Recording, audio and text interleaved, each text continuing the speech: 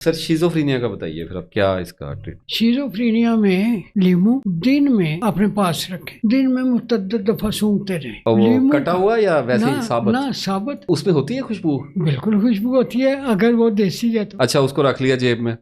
जेब में नहीं, हाथ में रखें और सूंघते जाएं। अच्छा ठीक है, मतलब घर में है तो सूंघे उसके बाद। टेबल, ऑफिस की टेबल पर आपने रखा है, वो आपको काम करता रहेगा। अच्छा, उसका कुछ ना कुछ काम करता रहेगा, जाता रहेगा आपके अंदर। दूसरी चीज है, शक्कर की स्कंजबीन पिए लीमू के साथ। अच्छा नहीं, एक अब ये मैं आता हूँ स्कंजबीन पे कि ये जो लेमन है ये कितनी देर तक चलाना, जब तक आराम नहीं आता? सूंघते रहिए, सूंघते रहें। ठीक है, आदत बनाए उसकी। हाँ, आदत बनाए, ठीक हो गया। मतलब ये इतना आसान इलाज भी कोई हो सकता है। हाँ, लेकिन फिर भी लोग सर बड़े, जब जिनको हुआ हुआ बहुत डेप्थ में जाते, अंदाजन कितना का आपके ख्याल में सूंघना जो है एक ह्यूमन नफ्सी, इंसानी नफ्सियात के हवाले से? एक दिन में भी फर्क पड़ सकता है। अच्छा, मतलब हेलुसिनेशंस वगैरह काम डाउन हो सकती है, काम डाउन हो सकती है, एपिसोड उसकी में गैप हो सकता है। दूसरा यह है कि अगर इसके साथ ही करें या इसके बगैर करें, दिन में 3 दफा 1-1 गिलास, ठीक है, शक्कर के शरबत के साथ लीमू की शिकंजी बनाएं। ठीक है, अभी आ रहा है सीजन। हाँ, शक्कर का सीजन है, शक्कर का सीजन आ चुका है, आ चुका है। ले 3 वक्त, 3 वक्त में 1-1 गिलास पानी तो हम पीते ही हैं ना। हाँ, वो ज़्यादा पिए उसको, पीना ही है ना। 3 गिलास से ज्यादा पीना है। 3 गिलास आप शिकंजी के पी लें इसकी। ठीक है। और ये बड़ा फौरी असर करने वाली चीज है।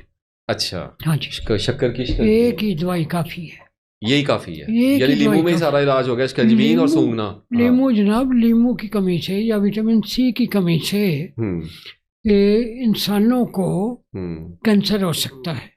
अच्छा, ठीक है, तो विटामिन सी आपके सांस के जरिए भी जा रही है। अच्छा, ये सांस के जरिए भी जाती है, जा रही है ना। उसकी महक जो है उसमें विटामिन सी है, और तो उसमें है कोई कुछ नहीं। ठीक है, तो वो विटामिन सी जो आप ले रहे हैं वो ब्रेन पर जाएगी, ठीक है, काम करेगी आपके लिए। अच्छा, अब ये शिज़ोफ्रेनिया का पेशेंट जो है, अगर वो लेना शुरू करेगा, फॉर एग्जांपल आपके अंदाजे में एक पुराना पेशेंट जो है शिज़ोफ्रेनिया का सीवियर जी, अच्छा सर, इसमें विजन भी ठीक होंगे? जी, विजन्स ठीक होंगे। वो क्लेडोस्कोप वगैरह लोगों को विजन आते हैं रंग बिरंगे और इस किस्म की चीजें आ रही है, ठीक होंगे। लेकिन शर्त यह है कि ये शिज़ोफ्रेनिक लोग इतने मजबूत होते हैं अपने बीमारी पर, उन्हें पता नहीं होता हम बीमार हैं, लेकिन थोड़ा सा माइक के नजदीक आ जाएगा, लेकिन बीमारी जो है वो उन्हें नुकसान पहुंचा रही है। ये कर लेंगे तो बाकी दवाइयों से बच जाएंगे। अच्छा, अब अगर शिज़ोफ्रेनिया या बाइपोलर के पेशेंट दवाई भी ले रहे हैं और साथ साथ आपका ये वाली अलसी, ये जो है शिज़ोफ्रेनिया का बंदा अलसी वगैरह ले तो फायदा होगा? फायदा होगा। अच्छा, क्योंकि दिमाग की दवाइयां, यानी जो डायग्नोस हुआ उसके हिसाब से शिज़ोफ्रेनिया का पेशेंट लीमू को फोकस करे और बाइपोलर का जो है वो अलसी को और उसके बाद वाइस वर्सा इनको चेंज भी करें, ताकि चेंज भी कर सकते हैं, हर तरफ से चेंज भी कर सकते हैं जी। अच्छा, अगर सर एक पेशेंट है जी और वो 20-22 साल से इसी में मसले में फंसा हुआ है, तो अगर वो ये लीमू की शिकंजबीन और लीमू को सूंघना शुरू करता है, तो आपके जाती ख्याल में आप पेशेंट्स को ट्रीट करते हैं, कितना टाइम लगता है बंदे को ठीक होने? इसको शिद्दत का तयन करना पड़ेगा, मतलब हम एक एवरेज रख रहे हैं, मुझे पता है हर एक की बॉडी डिफरेंट है, एक आम अंदाजे लोगों को एक मोटिवेशन भी चाहिए होती है, सम टाइम एक अंदाजा चाहिए होता है। जो कर लेगा, मेरा वही फार्मूला है 5 हफ्ते का, 5 हफ्ते में वाज़े फर्क आएगा जी, वाज़े फर्क आएगा। यानी हम ये समझ, यानी वो जो तंग कर रहे हैं ना वो बैलेंस हो जाएगा, घर वालों को, बाकियों को, तो वो बैलेंस हो जाएगा। और इसके नतीजे में दवाइयाँ फिर कैसे छोड़ेगा बंदा? देखें, 2 चीजें हैं। हम अगर एक साइंस यही कहती है कि एक टाइम में एक मेडिकल सिस्टम पर जाएं, एक मॉलेज पर जाएं, एक ही टाइम में किसी भी 2 सिस्टम्स को क्रॉस ना करें। एक ही सिस्टम के 2 मॉलेजों से भी एक टाइम पर नहीं है, बेहतर इलाज नहीं, कोई भी नहीं करता। हाँ, कोई भी नहीं करता, ठीक है। तो इसको इस सिस्टम पर आएंगे तो वो सिस्टम छोड़ना पड़ेगा।